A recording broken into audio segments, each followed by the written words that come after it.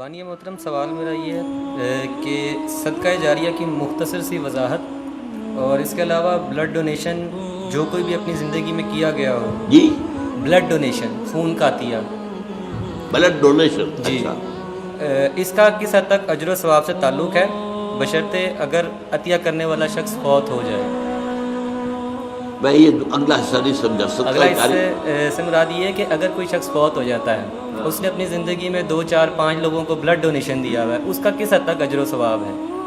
اور صدقہ جاریہ سے متعلق کچھ تھوڑی سی وضاحت۔ دیکھیے، صدقہ جاریہ تو اس کو کہتے ہیں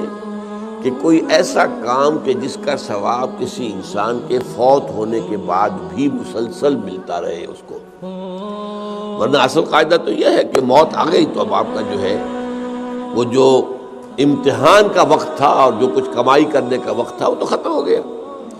جیسے امتحان میں کہتے ہیں کہ بس سٹاپ رائٹنگ، اب وہ آپ کی رائٹنگ تو ختم ہو گئی۔ البتہ بعض اعمال ایسے ہیں کہ جن کے اثرات بعد میں بھی پھیلتے رہتے ہیں، اچھے اثرات، تو اس کے جو ہے اللہ تعالیٰ کی طرف سے اس کا ثواب بھی اس شخص کے مرنے کے بعد بھی اس کے حساب میں درج ہوتا رہتا ہے۔ بہترین صدقہ جاریہ نیک اولاد ہے۔ اگر آپ نے اپنی اولاد کی پرورش صحیح کی ہے، انہیں مسلم اور مومن بنا کر اٹھایا ہے، وہ اللہ کے فرما بردار متقی بندے ہیں،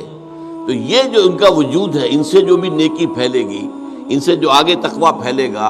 ان سے جتنا بھی بھلائی کا آگے فروغ ہوگا، اس کا ثواب آپ کو ملتا رہے گا۔ تو سب سے بڑا صدقہ جاریہ جو ہے وہ نیک اولاد ہے۔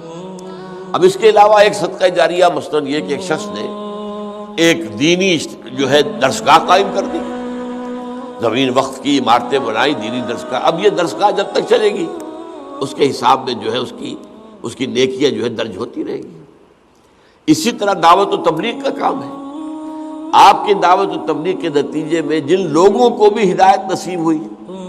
اب ان کی نیکیوں کا بھی اجر و ثواب آپ کو بھی ملتا رہے گا، اور وضاحت کے ساتھ کہا گیا ہے بغیر ان ينتقص من اجرہ شیء، وہ جو نیکی کریں گے ان کے اجر میں کوئی کمی نہیں ہوگی۔ یہ نہیں ہوگا کہ ان کے اجر میں سے جو ہے وہ دعوت اور تبلیغ کرنے والے کو اجر ملے گا، بلکہ یہ کہ اس کا اجر بھرپور اس کو ملے گا، اور اس کو اضافی طور پر جو اس کو ملے گا۔ تو یہ ہے خیر کا کوئی کام غریبوں کے لیے، عوام کے لیے، جیسے پرانے زمانے میں ہوتا تھا کہ پل بنا، چاہ بنا، مدرسہ، تالاب بنا۔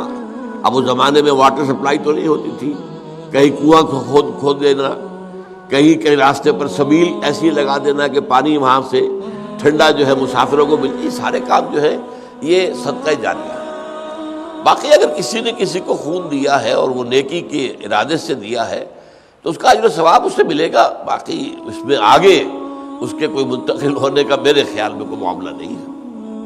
هي الحلقات تحفظني بآيات من القرآن، هي الحلقات تملأني بحب المصطفى العدنان.